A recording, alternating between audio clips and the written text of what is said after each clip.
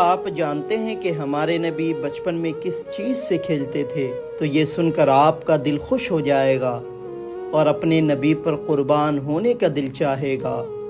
تو ہمارے نبی کی ساری زندگی پیدائش سے لے کر اس دنیا سے چلے جانے تک معجزے سے بھری ہوئی تھی۔ اللہ نے آپ کو ہر ایک چیز کا اختیار دے رکھا تھا۔ جب آپ اس دنیا میں تشریف لائے تو آپ سجدے کی حالت میں تھے۔ آپ کی انگلیاں آسمانوں کی طرف اٹھی ہوئی تھی اور اللہ کے ایک ہونے کی گواہی دے رہی تھی۔ آپ ایک نور تھے کیونکہ آپ سے ہر ایک چیز روشن ہو گیا۔ انسان تو انسان، پیڑ پودے، جانور، جنات، سب نے آپ کی آمد پر خوشیاں منائی۔ آپ چاند سے کھیلتے تھے، سورج آپ کو لوریاں سناتا تھا۔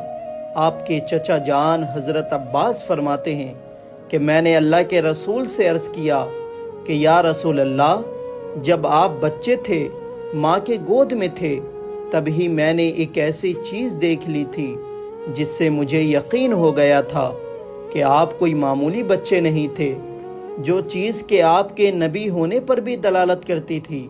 اور میرے ایمان لانے کی ایک وجہ یہ بھی ہے کہ میں نے دیکھا کہ جب آپ گھر کے آنگن میں جھولے میں لیٹے ہوئے تھے تو آپ چاند سے باتیں کر رہے تھے، اور آپ جس طرف اپنی انگلی کا اشارہ کرتے چاند اسی طرف چلا جاتا۔ اللہ اکبر! یہ ہے ہمارے نبی کی شان۔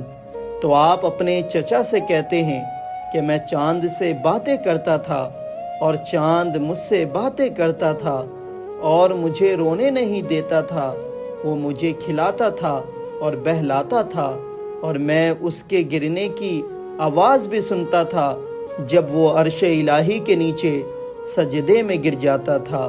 کھیلتے تھے چاند سے بچپن میں آقا، اس لیے یہ سراپا نور تھے، وہ تھا کھلونا نور کا۔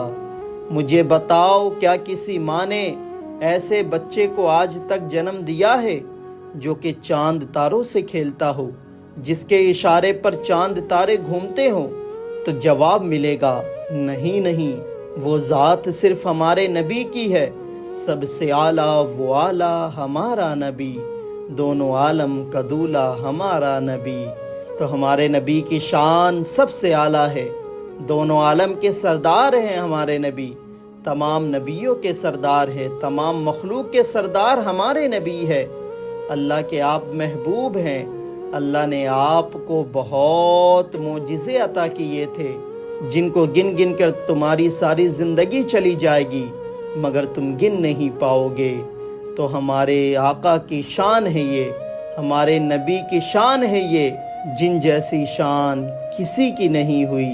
اللہ نے آپ کو بے مثال بنایا تھا، اللہ نے آپ کو بے مثال اختیار دیا تھا، جن کے دنیا میں آنے سے ایک خوشیاں پھیل گئی۔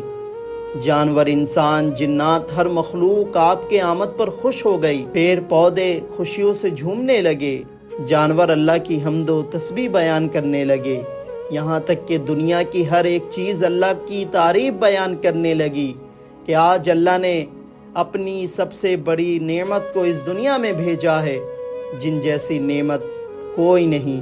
اللہ کی سب سے بڑی نعمت کوئی ہے تو وہ ہمارے نبی کی ذات ہے، جس پر ہمیں ساری زندگی اللہ کا شکر ادا کرنا چاہیے کہ اللہ نے ہمارے بیچ اپنے نبی کو بھیجا، اور ہمیں اپنے نبی کا احسان ماننا چاہیے کہ ہمارے نبی کے صدقے انشاءاللہ ہماری بخشش ہوگی۔